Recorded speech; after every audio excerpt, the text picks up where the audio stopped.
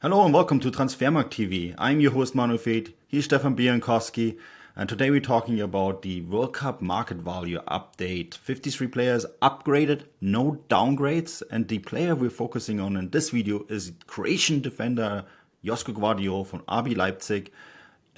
Stefan, I feel like the two of us have talked a ton about Josko Gvardiol on various shows, various articles.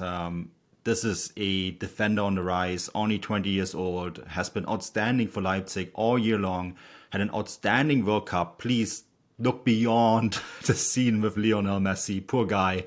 I hope that doesn't define his career. He is just a beast of a defender, and his market value just keeps going up. He's now the most valuable defender together with Ruben Diaz, Stefan. I mean, just an remarkable progress in terms of his career. Yeah, absolutely. It wasn't that long ago that he joined Leipzig for only 18.5 million euros, which seems like the bargain of a century now that we think about it. Yeah, of course, there was that moment with Lionel Messi, reminiscent, I must add, of what Messi did to poor Jerome Boateng. And, in that similar circumstance, it did not change the fact that he was an outstanding central defender. But yeah, Guardiola has, thanks to this kind of World Cup, he's leapfrogged at least four, maybe five central defenders.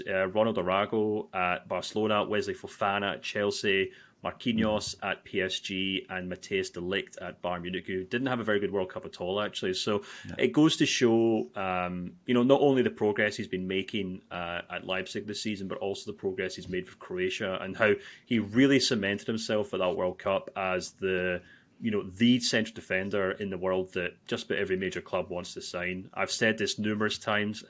I think the comparison that I like to make is with a young Virgil van Dijk, who, I remember watching at Celtic, who took absolute glee in defending at that level and didn't break a sweat when he made the step up at Southampton and then Liverpool. I'm still to see him break a sweat at any level. And that's the kind of impression I get from Guardiola, watching him in the Champions League with Leipzig or the Bundesliga.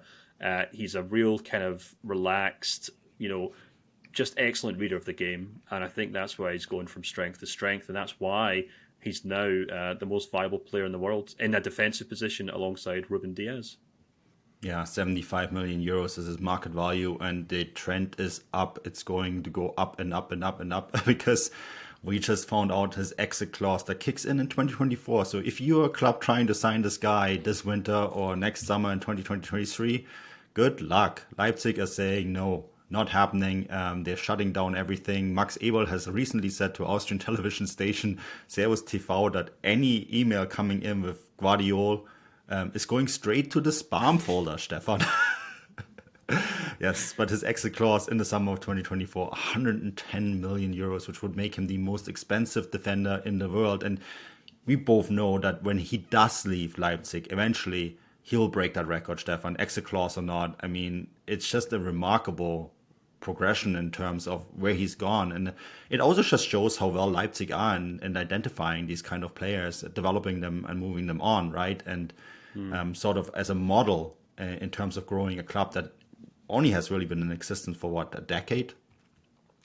Yeah, absolutely. I think perhaps the best way of describing just how talented he is the players that came before him and the players that he has allowed Leipzig fans to forget about very quickly. Yeah. It's very easy to forget that Leipzig used to rely on Ibrahima Konate and Dayot Upamecano. One of them moved to Liverpool, one of them moved to Bayern Munich, and all of a sudden Leipzig were kind of left in the lurch, wondering what to do. But there wasn't a huge amount of panic at the club because they knew they already had Josko Gvardiol. He'd been at the club for a full season, and he's very quickly and confidently stepped into that role and said, look, you guys have nothing to worry about. I'm here. I'm potentially even better than both those extremely talented and promising young defenders.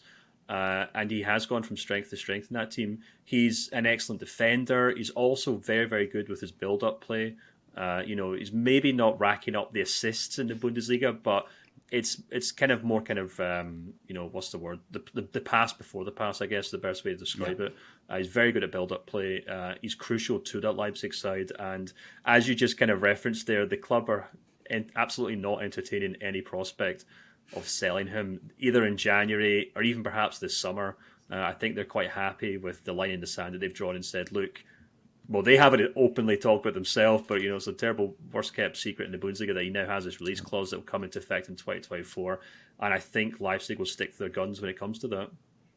Yeah, I mean, as you said, it's really interesting because I did actually an article for an outlet, and in that I looked at his stats, and it's really interesting how he has this ability to play in different roles. For Leipzig, he's more of a ball progression defender because that's what he's asked for. For Croatia, who was sitting deep, he had the more traditional defending styles were asked for, right? Because they were a team that mostly was on the back and trying to defend against teams that were more playing in more of an attacking style, and he had no problem switching between those two styles, which I think is really a great skill to have for a defender, to be able to both be a ball advancing defender, but also be a traditional kind of center back who can be very strong in just these traditional roles of what a defender has to be able to play at. And Gvardiol is what I always say, a beast. Stefan, he is an absolutely outstanding defender.